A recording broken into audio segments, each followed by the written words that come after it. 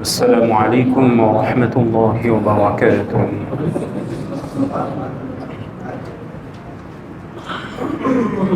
الحمد لله الحمد لله رب العالمين، والعاقبة للمتقين، والصلاة والسلام على سيد المرسلين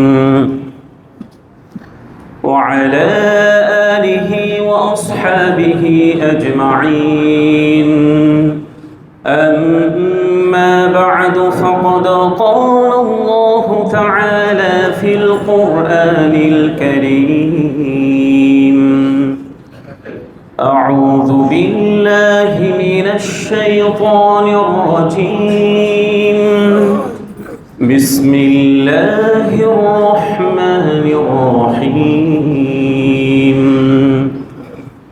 الحج أشهر معلومات، فمن فرض فيهن الحج فلا رفث ولا فسوق ولا جدال في الحج، وما تفعلوا من خير يعلمه الله، وتزودوا فإن خير الزاد التقوى، واتقون يا أولي الألباب. وقال الله تعالى في شان حبيبه: إن الله وملائكته يصلون على النبي، يا أيها الذين آمنوا صلوا عليه وسلموا تسليما. اللهم صل على محمد وعلى آل محمد، كما صليت على إبراهيم وعلى آل إبراهيم إنك حميد مجيد. اللهم بارك على محمد وعلى آل محمد، كما باركت على إبراهيم وعلى آل إبراهيم إنك حميد مجيد। আলহামদুলিল্লাহ, শুরুতেই সেই মহান আল্লাহ তাআলার কৃতজ্ঞতা জ্ঞাপন করছি, শুকরিয়া প্রকাশ করছি যে মহান আল্লাহ তাআলা আমাদেরকে আল্লাহ তাআলার ঘরে মসজিদে এসে ইবাদতে লিপ্ত থাকার তৌফিক দিয়েছেন। এই জন্য আমরা মহান আল্লাহ তাআলার কৃতজ্ঞতা জ্ঞাপন করি, আলহামদুলিল্লাহ। সুস্থতা কামনা করছি যারা অসুস্থ থাকা সত্ত্বেও মসজিদে এসেছেন। আল্লাহ রাব্বুল আলামিন যেন সকলকে পরিপূর্ণ সুস্থতা দান করেন।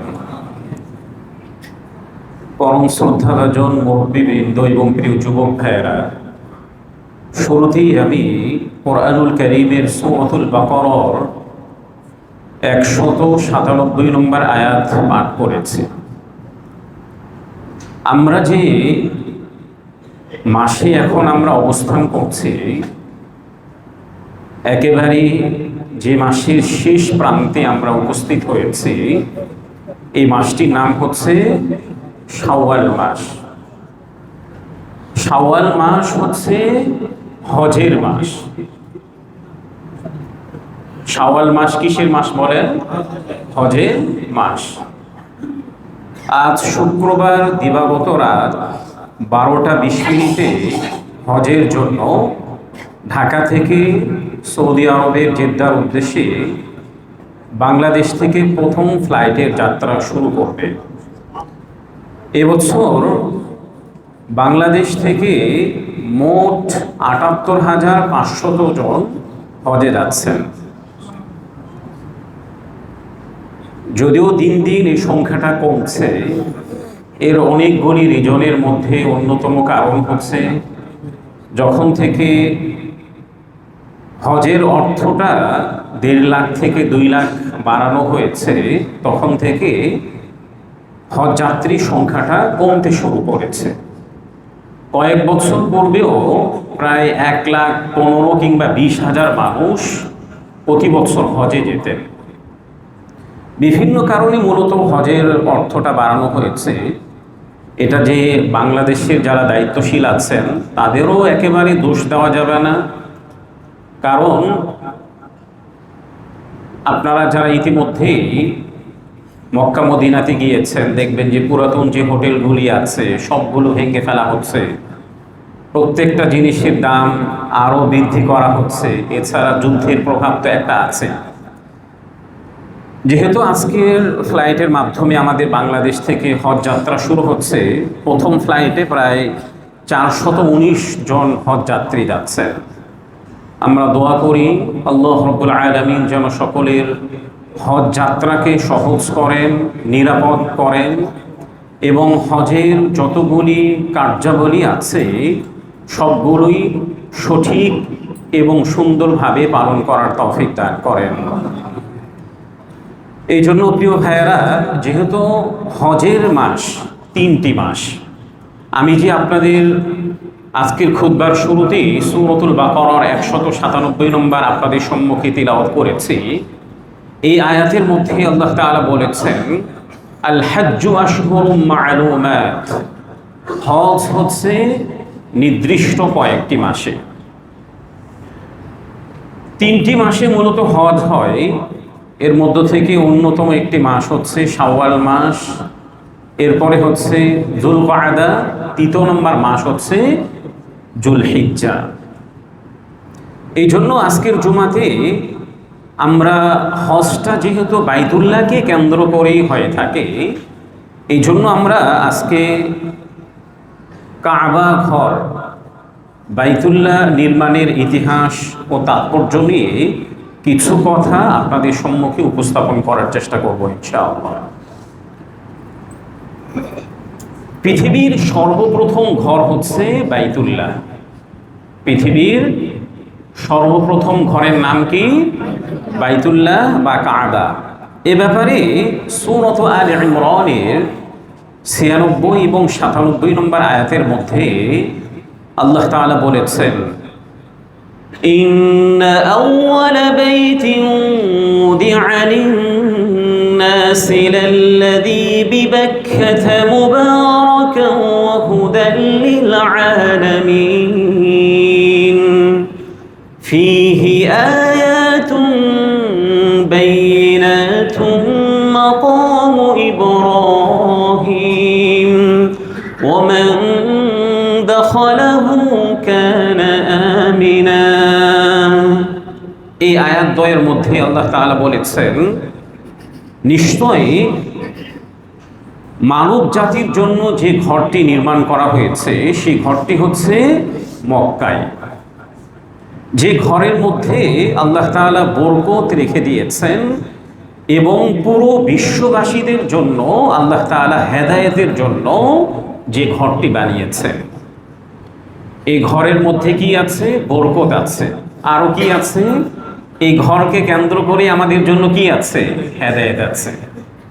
এরপরে আল্লাহ তাআলা বলেছেন ফিহি আয়াতুম বাইয়িনাতুম মাকাম ইব্রাহিম, তাতে রয়েছে স্পষ্ট নিদর্শন সমূহ।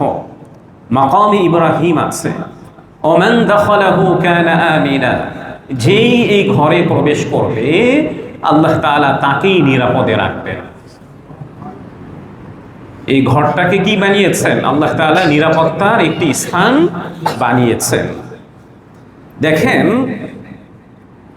সূরা আলে ইমরানের ৯৬ নম্বর আয়াতের মধ্যে আল্লাহ তাআলা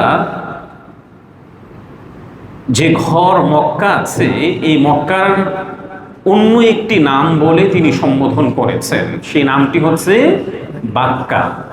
ইন্না আউওয়ালা বাইতিন উদিআ লিন-নাস লাল্লাযী বিবাক্কাতা। আল্লাহ তাআলা মক্কা বলেন না, এখানে কি বলেছেন? বাক্কা বলেছেন। তো ওলামায়ে কেরামগণ বলেছেন বাক্কাটা হচ্ছে মক্কার একটি প্রাচীন নাম। বাক্কাটা কি? মক্কার একটি প্রাচীন নাম। আমি যদি উদাহরণ দিতে যাই, ফর এক্সাম্পল হিসাবে, আমরা যে সিটিতে এখন বসবাস করছি সেই সিটির নাম কি? ঢাকা শহর। অথচ ঢাকার প্রাচীন নাম হচ্ছে জাহাঙ্গীরনগর। ঢাকার প্রাচীন নাম কি? জাহাঙ্গীরনগর।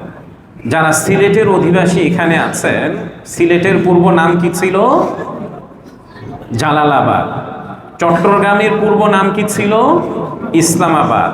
কুমিল্লার পূর্ব নাম কি ছিল? ত্রিপুরা। নোয়াখালীর পূর্ব নাম কি ছিল? সুধারামপুর। তো ঠিক তদ্রূপ মক্কার প্রাচীন নাম ছিল হচ্ছে কি? বাক্কা। পরবর্তীতে এটা চেঞ্জ হয়ে মক্কা হয়েছে। এরপরে সূরাত আলে ইমরানের ৯৭ নম্বর আয়াতের মধ্যে আল্লাহ তাআলা বাইতুল্লাহকে এবং কাবা ঘর প্রসঙ্গে বলেছেন এই ঘরের মধ্যেই মূলত মুসলমানদের জন্য বরকত রয়েছে। এই ঘরের মধ্যে কি আছে? মুসলিমদের জন্য বরকত, হেদায়েত এবং নিরাপত্তার ঘর হিসাবে আল্লাহ তাআলা এই ঘরকে নির্মাণ করেছেন। যদিও আমরা যারা ইতিহাস অধ্যয়ন করেছি তারা জানি পৃথিবীর ইতিহাসে যতগুলো ফ্যাসিস্ট ছিল এর মধ্য থেকে যদি সর্বাগ্রে যাদেরকে আপনি উল্লেখ করতে পারবেন এর মধ্য থেকে অন্যতম একজন ফ্যাসিস্ট ছিল হাজ্জাজ বিন ইউসুফ। কুখ্যাত একজন ব্যক্তিত্ব ছিলেন। তিনি হযরত আব্দুল্লাহ ইবনে জুবাইর রাদিয়াল্লাহু তাআলা আনহুকে এত ঘৃণার দৃষ্টিতে দেখতেন। হযরত আব্দুল্লাহ ইবনে জুবাইর রাদিয়াল্লাহু তাআলা আনহু তিনি বাইতুল্লাহতে ছিলেন, বাইতুল্লাহকে জড়িয়ে ধরিয়েছিলেন, কিন্তু এই ফ্যাসিস্ট কুখ্যাত হাজ্জাজ বিন ইউসুফ হযরত আব্দুল্লাহ ইবনে জুবাইর রাদিয়াল্লাহু তাআলা আনহুকে এখানেই নির্মমভাবে তাকে হত্যা করেছেন। তো সূরাত আলে ইমরানের ৯৬ নম্বর আয়াত থেকে আমরা স্পষ্টভাবে জানতে পারলাম পৃথিবীর ইতিহাসে সর্বপ্রথম যে ঘরটি আল্লাহ তাআলা নির্মাণ করেছেন সেই ঘরটির নাম কি? মক্কা। মক্কার পূর্বে পৃথিবীর মধ্যে আর কোনো ঘর আল্লাহ তাআলা নির্মাণ করেন নাই। এরপরে আমরা যদি সহিহ বুখারীর ৩৩৬৬ নম্বর হাদিস অধ্যয়ন করি, এই হাদিসের মধ্যে একজন সাহাবী প্রিয় নবীজিকে জিজ্ঞাসা করেছিলেন পৃথিবীর মধ্যে সর্বাগ্রে কোন মসজিদকে নির্মাণ করা হয়েছে।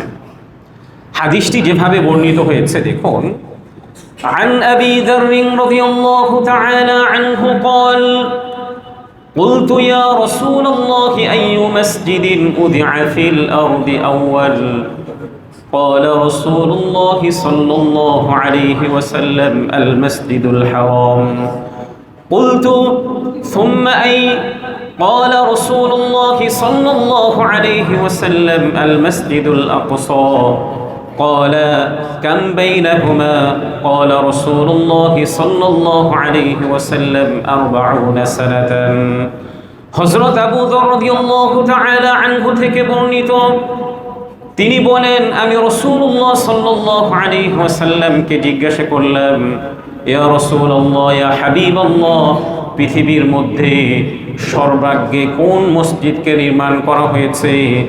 তখন প্রিয় নবীজি সাল্লাল্লাহু আলাইহি ওয়াসাল্লাম বলেছেন পৃথিবীর মধ্যে সর্বাগ্রে যে মসজিদটি নির্মাণ করা হয়েছে সেই মসজিদটির নাম হচ্ছে মসজিদুল হারাম। এরপরে হযরত আবু যর রাদিয়াল্লাহু তাআলা আনহু আবারও জিজ্ঞাসা করেছেন ইয়া রাসূলুল্লাহ ইয়া হাবিবাল্লাহ এরপরে কোন মসজিদটি পৃথিবীর মধ্যে নির্মাণ করা হয়েছে। তখন প্রিয় নবীজি সাল্লাল্লাহু আলাইহি ওয়াসাল্লাম বলেছেন মসজিদুল হারামের পরে মসজিদুল আকসা নির্মাণ করা হয়েছে। তখন হযরত আবু যর রাদিয়াল্লাহু তাআলা আনহু বলেছেন, ইয়া রাসূলুল্লাহ, দুই মসজিদের নির্মাণের ব্যবধান কত বছর? তখন রাসূলুল্লাহ সাল্লাল্লাহু আলাইহি ওয়াসাল্লাম বলেছেন, মসজিদুল হারাম নির্মাণের 40 বছর পরে মসজিদুল আকসা নির্মাণ করা হয়েছে। তাহলে এই হাদিস থেকে আমরা বুঝতে পারলাম যে পৃথিবীর মধ্যে সর্বাগ্যে যে মসজিদটি নির্মাণ করা হয়েছে সে মসজিদটির নাম কি বলেন? মসজিদুল হারাম, বা আমরা যেটাকে বাইতুল্লাহ বলি অথবা কাবা বলি। এখন আসুন, কাবা শব্দের অর্থটা মূলত কি? কাবা শব্দের অর্থটা কি? এই প্রসঙ্গে ইমাম কুরতুবী রাহিমাহুল্লাহ তাফসিরে কুরতুবীর 6 নম্বর খণ্ডের 325 নম্বর পৃষ্ঠার মধ্যে তিনি উল্লেখ করেছেন, কাবাকে কাবা এই জন্যই বলা হয় যে তা 4 কোণ বিশিষ্ট। কাবাকে কাবা এই জন্যই বলা হয় যে কাবাটা কয় কোণ বিশিষ্ট? 4 কোণ বিশিষ্ট। ওই সময় মূলত আরবের ঘরগুলি এভাবেই তৈরি করা হতো। আর কতিপয় উলামায়ে কেরামগণ বলেছেন, কাবা শব্দের অর্থ হচ্ছে উঁচু। কাবা শব্দের অর্থ কি বলেন? উঁচু। যেহেতু উঁচু, আর আরবি ভাষায় উঁচু ঘরগুলোকে কাবা বলা হয়। আরবি ভাষায় উঁচু ঘরগুলোকে কি বলা হয়? কাবা বলা হয়। এই জন্যই মূলত এই ঘরের কি নাম রাখা হয়েছে? কাবা। এখন আসুন, আমরা যে ঘরটিকে কাবা বলি, বাইতুল্লাহ বলি, মসজিদুল হারাম বলি, আরো অনেকগুলি নাম আছে। কোরআনুল কারীমের মধ্যে এমন অনেক নাম আমরা পাই একই ঘর, অথচ কি নামগুলি আল্লাহ তাআলা আলাদাভাবে এক এক জায়গায় এক একভাবে উল্লেখ করেছেন। এর মধ্য থেকে আমরা যে কাবা বলি, এই নামটি কোথায় আছে? এই নামটি এসেছে সূরাতুল মাইদার 97 নম্বর আয়াতের মধ্যে এই নামটি এসেছে। আল্লাহ তাআলা বলেছেন, জাআলাল্লাহুল কা'বাতাল বাইতাল হারাম কিয়ামান লিন-নাস। আল্লাহ তাআলা বলেছেন, আল্লাহ তাআলার ঘর কাবাকে মানুষের কল্যাণের জন্য আল্লাহ তাআলা নির্মাণ করেছেন। কাবাকে কাদের কল্যাণের জন্য নির্মাণ করেছেন? আমাদের কল্যাণের জন্য আল্লাহ তাআলা নির্মাণ করেছেন। তাহলে আমাদের কল্যাণ, আমাদের উপকারটা কোথায় আছে? কাবার মধ্যে। এক তো হচ্ছে আমরা যে কাবা বলি, এই কাবা নামটি পেলাম। 2 নম্বর হচ্ছে কাবার আরেকটি নাম হচ্ছে আল বাইত। কাবার আরেকটি নাম কি বলেন? আল বাইত। যে বিষয়টি আল্লাহ তাআলা সূরাতুল বাকারার 125 নম্বর আয়াতের মধ্যে বলেছেন। আল্লাহ তাআলা বলেন, ওয়াইদ জাআলনাল বাইতা মাসাবাতাল লিন-নাসি ওয়া আমনা। আর স্মরণ করো যখন আমি কাবাকে মানুষের জন্য মিলন কেন্দ্র এবং নিরাপত্তার স্থান হিসাবে বানিয়েছিলাম। স্মরণ করো যখন আমি কাবাকে মানুষের জন্য মিলন কেন্দ্র এবং নিরাপদ স্থান বানালাম। এরপরে কি করলাম? ওয়াত্তাখিযু মিন মাকামি ইব্রাহিমা মুসাল্লা। আর হযরত ইব্রাহিমকে নির্দেশ দিলাম, তোমরা মাকামে ইব্রাহিমকে সালাতের স্থান রূপে গ্রহণ করো। মাকামে ইব্রাহিমকে সালাতে নামাজের স্থান হিসাবে গ্রহণ করো। وعهدنا إلى إبراهيم وإسماعيل أن طهر بيتي للطائفين والعاقفين والركع السجود। এরপরে আমি ইব্রাহিম এবং ইসমাইলকে আরো বেশি দায়িত্ব দিলাম যে তোমরা কাবাকে নির্মাণ করেছো, ঠিক আছে, নির্মাণ করার পরে তোমাদের দায়িত্ব শেষ হয়ে যায়নি। তোমরা আরো কি কি করবে? যারা এই ঘরের তাওয়াফ করবে এবং ইআতিকাফ করবে এবং রুকু সিজদা যারা করবে, তাদের জন্য এই ঘরটাকে সবসময় পুত পবিত্র রাখো। তাদের জন্য এই ঘরটাকে কি করো? পুত পবিত্র রাখো। তাহলে দেখেন, একজন নবী, ওনার সঙ্গে আছেন ওনার প্রিয় সন্তান হযরত ইসমাইল, পরবর্তীতে তিনিও নবী হয়েছিলেন। তাদেরকে আল্লাহ তাআলা নির্দেশ দিচ্ছেন, বাইতুল্লাহ নির্মাণ করেছো, এতেই যথেষ্ট নয়, বরং নির্মাণ করার পরে কখনোই যেন বাইতুল্লাহ অপবিত্র না হয়, ময়লা আবর্জনায় ভরে না যায়। এই জন্য সবসময় তাওয়াফকারীদের জন্য, ইআতিকাফকারীদের জন্য, রুকু এবং সিজদা আদায়কারীদের জন্য বাইতুল্লাহকে পুত পবিত্র রাখ। অর্থাৎ তোমরা হচ্ছে এই মসজিদের খাদেম।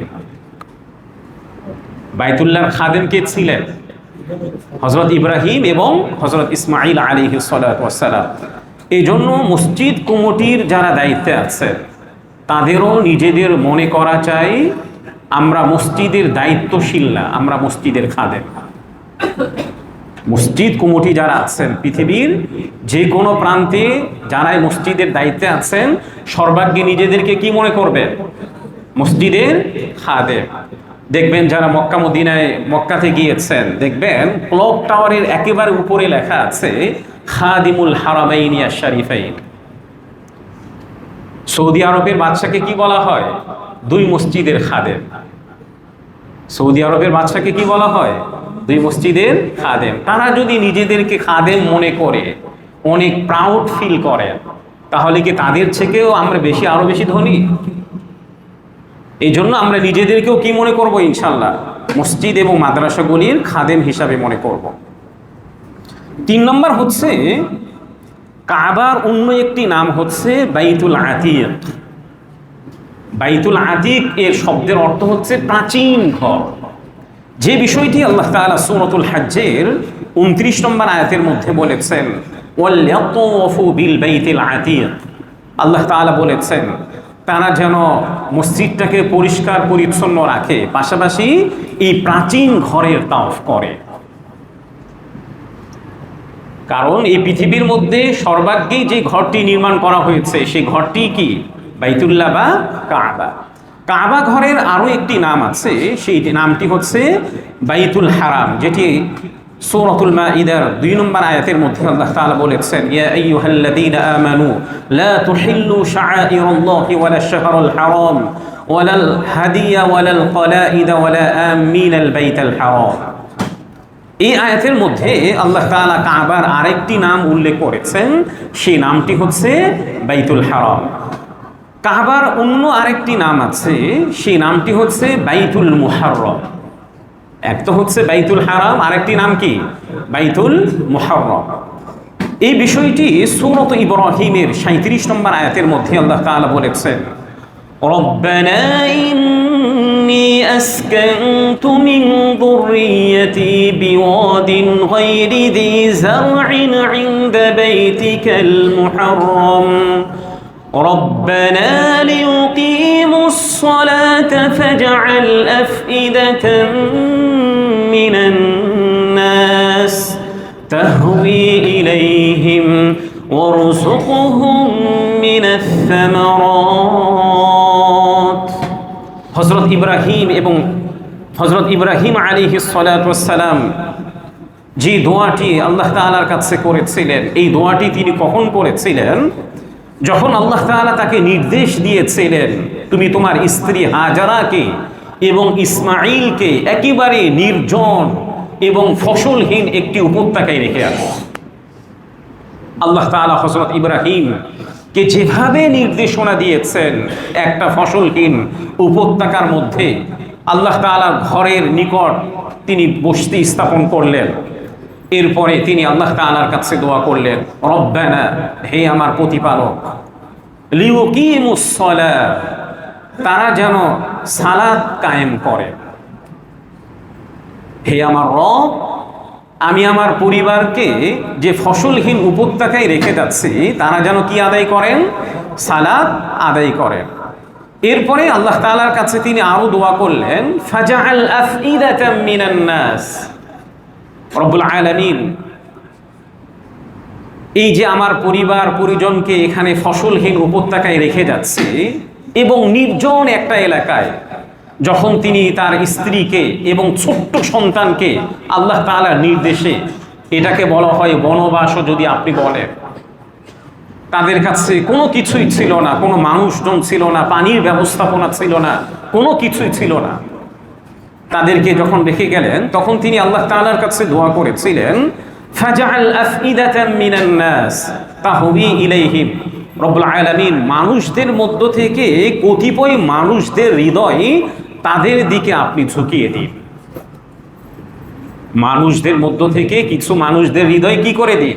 তাদের দিকে ঝুঁকিয়ে দিন। ওয়ারযুকহুম মিনাস সামারাত, এবং আপনি তাদেরকে ফল ফ্রুট দ্বারা রিজিক দান করুন। এখানে হযরত ইব্রাহিম আলাইহিস সালাতু ওয়াস সালাম যে দোয়াগুলি করেছেন এর মধ্য থেকে অন্যতম একটি দোয়া হচ্ছে, হে আল্লাহ, মানুষদের মধ্য থেকে কিছু মানুষদের হৃদয়টা তাদের উপরে ঝুঁকিয়ে দিন। কেউ বলেছেন তার স্ত্রীর প্রতি যেন মায়া সৃষ্টি হয়, কিংবা তার সন্তানদের প্রতি মায়া সৃষ্টি হয়। আর কতিপয় ওলামায়ে কেরামগণ বলেছেন বাইতুল্লাহর প্রতি যেন মানুষদের হৃদয়টা আকৃষ্ট হয়। ওলামায়ে কেরামগণ বলেছেন যদি হযরত ইব্রাহিম আলাইহিস সালাতু ওয়াস সালাম যদি এখানে কিছু মানুষ না বলে সব মানুষের কথা বলতেন, তাহলে হয়তোবা সবাই আল্লাহ তাআলার ঘরে চলে যেত। যদিও আল্লাহ তাআলার মানসাটা, ইচ্ছাটা কি ছিল? এমনটাই ছিল যেমনটা হযরত ইব্রাহিম আলাইহিস সালাতু ওয়াস সালাম দোয়া করেছেন। আরেকটি যে দোয়াটি ছিল, ওয়ারযুকহুম মিনাস সামারাত, হে আল্লাহ, তাদেরকে ফল ফ্রুটের মাধ্যমে রিজিক দান করেন। মক্কাবাসীরা ফল ফ্রুট খাচ্ছে না এখন, এটা কিসের দোয়ার বরকতে? হযরত ইব্রাহিম আলাইহিস সালাতু ওয়াস সালামের দোয়ার বরকতে। এখন আসুন কাবার ফজিলত এবং প্রিয় নবীজি সাল্লাল্লাহু আলাইহি ওয়াসাল্লাম এই প্রসঙ্গে কি বলেছেন। কাবা এমন একটি মর্যাদা সম্পন্ন মসজিদ যেখানে সফর করাটাও হচ্ছে ইবাদতের অন্তর্ভুক্ত। কাবা এমন একটি মর্যাদা সম্পন্ন মসজিদ যেখানে সফর করাটাও কি ইবাদতের অন্তর্ভুক্ত। এ ব্যাপারে সহিহ বুখারীর 1189 নম্বর হাদিসের মধ্যে এই বিষয়টি উল্লেখ করা হয়েছে। হযরত আবু হুরায়রা রাদিয়াল্লাহু তাআলা আনহু থেকে বর্ণিত, তিনি বলেছেন রাসূলুল্লাহ সাল্লাল্লাহু আলাইহি ওয়াসাল্লাম বলেছেন, লা তুশাদ্দুর রিহাল ইল্লা ইলা সালাসাতি মাসাজিদ। রাসূলুল্লাহ সাল্লাল্লাহু আলাইহি ওয়াসাল্লাম বলেছেন, তোমরা তিনটি মসজিদ বাদে অন্য কোনো মসজিদে ইবাদতের উদ্দেশ্যে সফর করবে না। এর মধ্য থেকে অন্যতম মসজিদ হচ্ছে মসজিদুল হারাম, 2 নম্বর মসজিদ হচ্ছে মসজিদুল নববী, 3 নম্বর মসজিদ হচ্ছে মসজিদুল আকসা। মূলত এই তিনটি মসজিদে সফর করাটাও কি ইবাদতের অন্তর্ভুক্ত। অথচ দেখেন পৃথিবীর আর অন্য কোনো মসজিদের ব্যাপারে প্রিয় নবীজি সাল্লাল্লাহু আলাইহি ওয়াসাল্লাম সফর করতে বলেন নাই। বাইতুল্লাহতে নামাজ আদায় করলে 1 লক্ষ রাকাত নামাজের সমতুল্য সওয়াব। সুবহানাল্লাহ, এত আস্তে বললে। বাইতুল্লাহতে সালাত আদায় করলে অন্যান্য মসজিদের তুলনায় কত রাকাত বেশি? 1 লক্ষ গুণ বেশি। এ ব্যাপারেও সুনানু ইবনু মাজার 1406 নম্বর হাদিসের মধ্যে উল্লেখ করা হয়েছে। এই প্রিয় নবীজি সাল্লাল্লাহু আলাইহি ওয়াসাল্লাম বলেছেন, সালাতুন ফি মসজিদি আফদালু মিন আলফি সালাতিন ফিমা সাওয়া। মসজিদে হারামে নামাজ আদায় করলে 1 লক্ষ রাকাত গুণ বেশি সওয়াব। মসজিদুল নববীতে একটা বর্ণনায় এসেছে 1000, আর একটা বর্ণনায় এসেছে 50,000 গুণ বেশি সওয়াব আল্লাহ তাআলা দান করবেন। সুবহানাল্লাহ, চিন্তা করেছেন কত বড় সওয়াব আল্লাহ তাআলা মসজিদুল হারামের মধ্যে নামাজ আদায় করার মধ্যে রেখেছেন। এরপরে দেখেন একটা জয়ীফ বর্ণনায় এসেছে, ফজিলতের ক্ষেত্রে জয়ীফ হাদিস কোনো সমস্যা না। আল্লাহ তাআলা প্রতিদিন কাবার উপরে 120টি রহমত বর্ষণ করেন। প্রতিদিন প্রতি রাত্রে আল্লাহ তাআলা কাবার উপরে 120টি রহমত বর্ষণ করেন, যেটি আল মুআজামুল কাবীর লিত-তাবারানীর 11475 নম্বর হাদিসের মধ্যে বর্ণিত হয়েছে। قال رسول الله صلى الله عليه وسلم ينزل الله على هذا البيت في كل يوم وليلة 120 رحمة 60 للطائفين و40 للمصلين و20 للناظرين।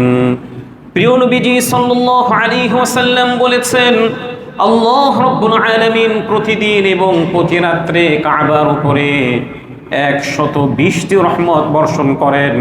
এর মধ্য থেকে 60টি রহমত যারা তাওয়াফ করেন তাদের উপরে বর্ষণ করা হয়। 40টি রহমত যারা বাইতুল্লাহতে সালাত আদায় করেন তাদের উপরে আল্লাহ তাআলা বর্ষণ করেন। আর 20টি রহমত যারা শুধুমাত্র কাবাকে দেখতে থাকে তাদের উপরে আল্লাহ রাব্বুল আলামিন 20টি রহমত বর্ষণ করেন। তাহলে এই হাদিস থেকে স্পষ্টভাবে আমরা অনুধাবন করলাম আল্লাহ তাআলা প্রতিদিন এবং প্রতি রাত্রে 120টি রহমত বাইতুল্লাহর উপরে বর্ষণ করেন। 60টি রহমত বর্ষণ করেন যারা তাওয়াফ করেন তাদের উপরে, আর 40টি যারা সালাত আদায় করেন তাদের উপরে, আর যারা কোনো কিছু করেন না বাইতুল্লাহর আশেপাশে বসে থাকেন, বাইতুল্লাহকে দেখছেন আর দেখছেন, তাদের উপরে আল্লাহ তাআলা 20টি রহমত বর্ষণ করেন। অনেক ওলামায়ে কেরামগণ বলেছেন চোখের জ্যোতি বৃদ্ধি করার অন্যতম একটা আমল হচ্ছে বেশি বেশি বাইতুল্লাহর দিকে তাকিয়ে থাকা। চোখের জ্যোতি বৃদ্ধি পাওয়ার অন্যতম আমল হচ্ছে কি বেশি বেশি বাইতুল্লাহর দিকে তাকিয়ে থাকা। এখন আসুন আমরা যে বাইতুল্লাহর যে স্ট্রাকচার যেটা দেখছি, আমাদের অনেকের মস্তিষ্কের মধ্যে একটা ইতিহাস আছে যে বাইতুল্লাহ মূলত হযরত ইব্রাহিম আলাইহিস সালাতু ওয়াস সালামের নির্মাণের মাধ্যমে সূচনা হয়েছে, কিন্তু ইতিহাস থেকে পাওয়া যায় মূলত বাইতুল্লাহ নির্মাণটা অনেকবার হয়েছে, পৃথিবীর সূচনা থেকে নিয়ে অনেকবার হয়েছে।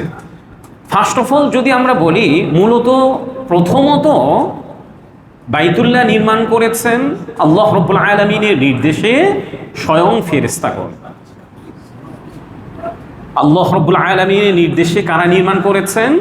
স্বয়ং ফেরেশতাগণ। দ্বিতীয়ত হযরত আদম আলাইহিস সালাতু ওয়াস সালাম বাইতুল্লাহ নির্মাণ করেছেন। তৃতীয়ত হযরত আদম আলাইহিস সালাতু ওয়াস সালামের ছেলে হযরত শীশ আলাইহিস সালাতু ওয়াস সালাম বাইতুল্লাহ নির্মাণ করেছেন। 4 নম্বরে হযরত ইব্রাহিম এবং হযরত ইসমাঈল আলাইহিস সালাতু ওয়াস সালাম বাইতুল্লাহ নির্মাণ করেছেন। 5 নম্বরে আমালিকা সম্প্রদায় বাইতুল্লাহ নির্মাণ করেছেন। 6 নম্বরে জুরহুম সম্প্রদায় বাইতুল্লাহ নির্মাণ করেছেন। 7 নম্বরে কুসাই বিন কিলাব নামে একজন ব্যক্তি বাইতুল্লাহ নির্মাণ করেছেন। 8 নম্বরে মুজার সম্প্রদায় বাইতুল্লাহ নির্মাণ করেছেন। 9 নম্বরে এসে নবীজি সাল্লাল্লাহু আলাইহি ওয়াসাল্লামের বয়স যখন 35 বছর ছিল, ওই সময় প্রচণ্ড ঝড় এবং জলোচ্ছ্বাসের কারণে বাইতুল্লাহটা পুরাপুরি ভেঙে গিয়েছিল। তখন মক্কার কুরাইশ যারা ছিলেন তারা বাইতুল্লাহকে আবারও নির্মাণ করতে চাইলেন। বাইতুল্লাহ তারা হালাল অর্থ দিয়ে বাইতুল্লাহ নির্মাণ করলেন, কিন্তু একটা জায়গায় গিয়ে তারা আটকে গিয়েছিলেন যে হাজরে আসওয়াদটাকে কে স্থাপন করবে। তখন প্রিয় নবীজি সাল্লাল্লাহু আলাইহি ওয়াসাল্লাম এমন একটা চমৎকার সলিউশন দিয়েছিলেন যে এই সমাধানে প্রত্যেকটা কুরাইশ গোত্রের ব্যক্তিত্বরা মুগ্ধ হয়ে গিয়েছিলেন। 9 নম্বরে মক্কার কুরাইশগণ বাইতুল্লাহকে নির্মাণ করেছিলেন। প্রিয় নবীজি সাল্লাল্লাহু আলাইহি ওয়াসাল্লাম তখন হাজরে আসওয়াদ স্থাপনে সহযোগিতা করেছিলেন। 10 নম্বরে 64 হিজরিতে আব্দুল্লাহ ইবনে জুবাইর রাদিয়াল্লাহু তাআলা আনহু তিনি হাজরে বাইতুল্লাহ নির্মাণ করেছিলেন। তিনি তার ফুপি থেকে শুনেছিলেন, আম্মা জান আয়েশা রাদিয়াল্লাহু তাআলা আনহা তার আপন ফুপি ছিলেন। তিনি আব্দুল্লাহ ইবনে জুবাইরকে একটা হাদিস শুনিয়েছিলেন যে নবীজির ইচ্ছাটা ছিল বাইতুল্লাহটাকে এভাবে নির্মাণ করতে, কিন্তু নবীজি নবুয়ত প্রাপ্তির পরে বাইতুল্লাহটাকে আবারও ভাঙ্গেন না, এই জন্যই যে মক্কার কুরাইশগণ তাদের মধ্যে একটা ফাটল সৃষ্টি হয়ে যাবে যে মুহাম্মদ তো দিনটাকে খেলনা শুরু করলো, বাইতুল্লাহকে নিয়ে সে বাইতুল্লাহর মধ্যেও সে একটা ভাঙ্গন শুরু করলো। কিন্তু নবীজির ইচ্ছাটা অন্যভাবে ছিল। যখন তিনি হাদিসটি শুনেছেন তখন হযরত আব্দুল্লাহ ইবনে জুবাইর রাদিয়াল্লাহু তাআলা আনহু নিজের ইচ্ছা নয় বরং নবীজির ইচ্ছাটাকে পূরণ করার জন্য তিনি পুনরায় বাইতুল্লাহকে নির্মাণ করেছেন। কিন্তু 74 হিজরিতে এসে অন্যতম একজন ফ্যাসিস্ট কুখ্যাত হাজ্জাজ বিন ইউসুফ, সে তো হযরত আব্দুল্লাহ ইবনে জুবাইর রাদিয়াল্লাহু তাআলা আনহুকে ঘৃণার দৃষ্টিতে দেখতেন। এই জন্য তিনি চাইলেন আব্দুল্লাহ ইবনে জুবাইরের নির্মিত বাইতুল্লাহ থাকবে আর আমি এর আশপাশ দিয়ে তাওয়াফ করব, এটা কখনোই হতে পারে না। এই জন্য কুখ্যাত হাজ্জাজ বিন ইউসুফ আবারও হযরত আব্দুল্লাহ ইবনে জুবাইর রাদিয়াল্লাহু তাআলা আনহুমের বাইতুল্লাহটাকে ভেঙে আবারও তিনি পুনরায় নির্মাণ করেন। পরবর্তীতে যখন আহলুস সুন্নাহ ওয়াল জামাতের নেতৃত্ব বাইতুল্লাহর উপরে চলে আসে, তারা হাজ্জাজ বিন ইউসুফের নির্মিত বাইতুল্লাহটাকে ভাঙার চেষ্টা করেছিলেন, কিন্তু ইমাম মালিক রাহিমাহুল্লাহ তিনি একটি ফতোয়া দিয়েছিলেন। সেটি হচ্ছে, বাইতুল্লাহ যদি প্রত্যেকটা বাদশার হাতের খেলনার পাত্র হিসাবে যদি আমরা ছেড়ে দেই, তাহলে পরবর্তীতে এই স্থানের যারাই বাদশা হবে তারাই নতুন করে আবার বাইতুল্লাহটাকে ভাঙা শুরু করবে। এই জন্য ইমাম মালিক রাহিমাহুল্লাহ তিনি ফতোয়া দিয়েছেন যে এখন থেকে আর কোনোভাবে বাইতুল্লাহ ভাঙা যাবে না। সেই ফতোয়ার উপরে ওই সময় উলামায়ে কেরাম একতাবদ্ধ হয়েছিলেন। যদিও আমাদের সমাজের মধ্যে হযরত ইব্রাহিম আলাইহিস সালাতু ওয়াস সালামের কাবা নির্মাণের ঘটনা ব্যাপকভাবে প্রচলিত আছে, যে বিষয়টিও আল্লাহ তাআলা কোরআনুল কারীমের সূরাতুল বাকারার 127 এবং 28 নম্বর আয়াতের মধ্যে আল্লাহ তাআলা বলেছেন, ওয়া ইয ইয়ারফাউ ইব্রাহিমুল কওয়াইদা মিনাল বাইতি ওয়া ইসমাঈল রব্বানা তাকাব্বাল মিন্না ইন্নাকা আনতাস সামিউল আলিম। আল্লাহ তাআলা বলেছেন, আর স্মরণ করো যখন হযরত ইব্রাহিম এবং ইসমাঈল কাবার ভিতগুলি উঠাচ্ছিলেন এবং বলেছিলেন, রব্বুল আলামিন আপনি আমাদের থেকে কবুল করে নেন। কাবার ভিতগুলি উঠাচ্ছিলেন আর দোয়া করছিলেন কি, রব্বুল আলামিন আপনি আমাদের থেকে কবুল করে নেন। আরো কি কি দোয়া করেছিলেন, রব্বানা ওয়াজআলনা মুসলিমাইনি লাক ওয়া মিন যুররিয়াতিনা উম্মাতান মুসলিমাতান লাক। হে আমাদের রব, আমাদেরকে আপনার অনুগত করুন। রব্বানা ওয়াজআলনা মুসলিমাইনি লাক, আমাদেরকে আপনার অনুগত করুন। ওয়া মিন যুররিয়াতিনা উম্মাতান মুসলিমাতান লাক, এবং আমাদের যারা পরবর্তী প্রজন্ম আছে তাদেরকেও আপনি আপনার অনুগত করুন। এখান থেকে আমাদের অনেক বড় একটা শিক্ষণীয় বিষয় আছে। সেটি হচ্ছে, দেখুন হযরত ইব্রাহিমের মতো ব্যক্তিত্ব, হযরত ইসমাঈলের মতো ব্যক্তিত্ব, তারা নবী রসুলদের মধ্য থেকে যদি সম্মানিত 5 জন নবী রসুল থাকেন, এর মধ্য থেকে হযরত ইব্রাহিম আলাইহিস সালাতু ওয়াস সালাম অন্যতম একজন নবী এবং রসুল।